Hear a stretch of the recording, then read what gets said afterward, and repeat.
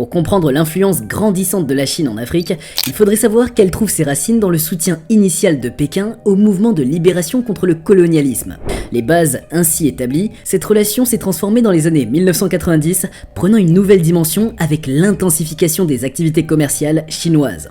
En 2013, l'initiative La Ceinture et la Route a été lancée, symbolisant l'engagement formel de la Chine à renforcer ses relations commerciales mondiales, en particulier dans les pays en développement. Et d'un autre côté, les Américains perdent du terrain en Afrique, qu'ils semblent percevoir comme un problème à résoudre, alors que la Chine considère l'Afrique comme une opportunité pour le futur. Pour ce qui est des raisons du mariage sino-africain, reste jusqu'à la fin pour tout découvrir. La Chine, un engagement en Afrique depuis plus de 20 ans.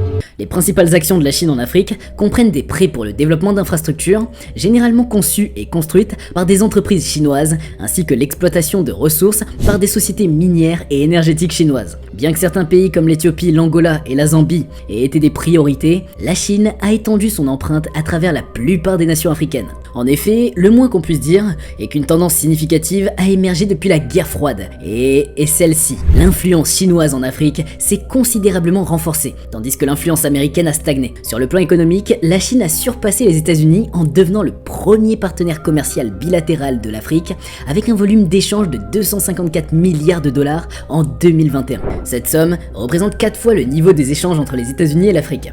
En matière d'investissement direct étranger, la Chine surpasse également les États-Unis, soutenant des centaines de milliers d'emplois en Afrique, environ le double du niveau d'investissement direct étranger américain. Jusqu'à l'heure actuelle, la Chine demeure le principal bailleur de fonds pour les pays africains. L'avenir s'annonce donc prometteur pour l'activité commerciale chinoise en Afrique, en raison de la croissance spectaculaire de l'économie chinoise, désormais la deuxième du monde. Cette expansion est étroitement liée aux besoins croissants de la Chine en matières premières nécessaires pour soutenir sa vaste base manufacturière. Cependant, cette croissance témoigne également des efforts délibérés du gouvernement chinois pour réaliser des avancées significatives sur le continent africain. Dans cette dynamique, il n'est point difficile de dire que l'Afrique préfère la Chine. Tu as semblé déjà comprendre pourquoi, mais les raisons sont de plusieurs ordres. Pourquoi l'Afrique aime la Chine ? Contrairement à la croyance occidentale, les Africains ne se voient pas comme des victimes de l'exploitation économique chinoise. Lors du forum sur la coopération sino-africaine en septembre 2018 à Pékin, le président de l'Union africaine Paul Kagame du Rwanda a salué la stratégie d'aide et d'investissement de la Chine en Afrique, la qualifiant de source de transformation profonde. Et il a notamment souligné que la coopération sino-africaine reposait sur le respect mutuel et bénéficiait aux deux parties. Il s'agit d'une perspective que partagent les dirigeants africains, comme en témoignait leur participation active au sommet. Cependant, même si les dirigeants africains considèrent la Chine comme un partenaire précieux, l'idée que Pékin soit perçu comme un acteur prédateur en Afrique, cherchant à recoloniser le continent, reste également répandue dans les cercles de politique étrangère, les médias et le milieu universitaire.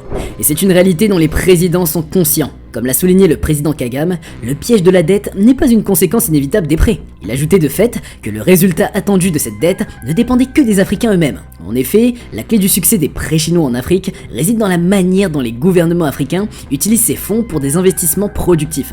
Pour que ces investissements fonctionnent, les gouvernements africains doivent rendre des comptes à leur population. Cette responsabilité ne revient pas à la Chine ni à d'autres pays non africains, mais plutôt aux Africains eux-mêmes. De toute évidence, la Chine reste un partenaire attractif pour l'Afrique pour plusieurs raisons évidentes. Tout d'abord, la Chine offre des prêts sans conditions et un accès aux capitaux. En 2016, les échanges commerciaux entre la Chine et l'Afrique ont atteint 128 milliards de dollars, marquant une augmentation significative par rapport à 1 milliard de dollars en 1980. Lors du forum sur la coopération sino-africaine à Pékin, la Chine avait généreusement proposé 60 milliards de dollars pour le financement du développement. Les prêts chinois à des taux réduits ont permis à de nombreux gouvernements africains d'éviter les pressions exercées par des institutions mondiales comme le FMI et la Banque mondiale, qui imposent souvent des normes occidentales de responsabilité et de conditions liées aux réformes politiques et économiques.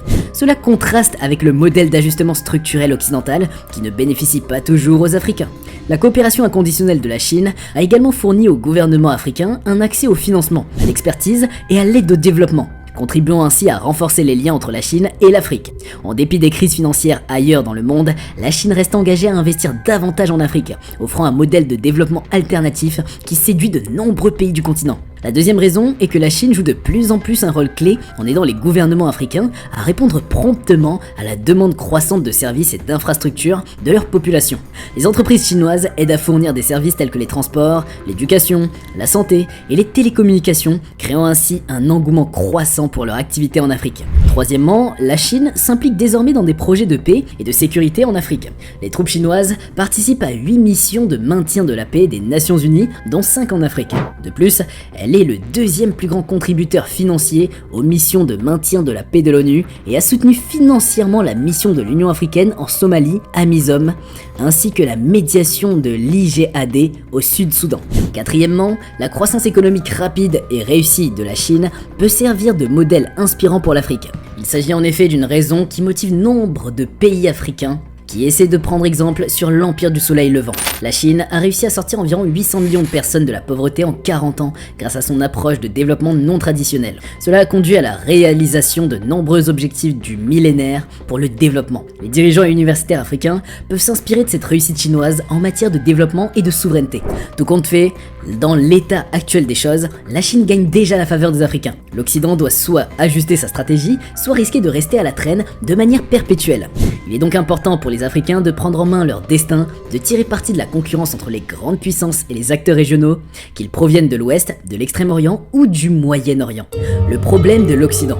Lorsque les dirigeants américains se rendent en Afrique, ils parlent de la Chine. Mais lorsque les responsables chinois se rendent en Afrique, ils parlent de commerce et de développement. Les relations entre la Chine et l'Afrique se voient sous deux angles ou perspectives opposées. D'une part, il y a la vision critique souvent adoptée par l'Occident comme l'illustrent les différentes sorties en défaveur de la relation sino-africaine. Pour exemple, parmi tant d'autres, lors d'une réunion d'information à la Heritage Foundation, l'ex-conseiller américain à la sécurité nationale John Bolton a dénoncé la Chine, la qualifiant de nouveau colonisateur en Afrique. Il accuse la Chine d'utiliser des pots de vin, des accords opaques et la dette pour maintenir les États africains sous son emprise. Et il faut dire que ce genre de critique s'étend au Royaume-Uni et à la France, qui voient la Chine comme une menace pour la paix en soutenant des régimes controversés et en exploitant des gouvernements corrompus et incompétents. En Occident donc, la relation sino-africaine est perçue comme nocive, qualifiant la Chine d'opportuniste commerciale et de pollueur massif de l'environnement africain. Mais c'est bien là que la friction se produit et s'opère le décalage avec l'Occident. Eh bien, la seconde perception opposée, qui trouve favorable le partenariat entre Pékin et l'Afrique, est celle adoptée par l'Afrique elle-même.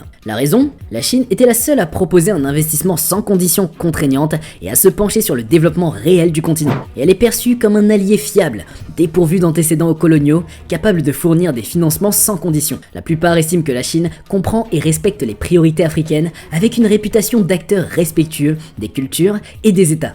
Il faut noter que le respect est ce que les Africains ont toujours demandé et qui est désormais un critère auquel ils accordent une grande importance.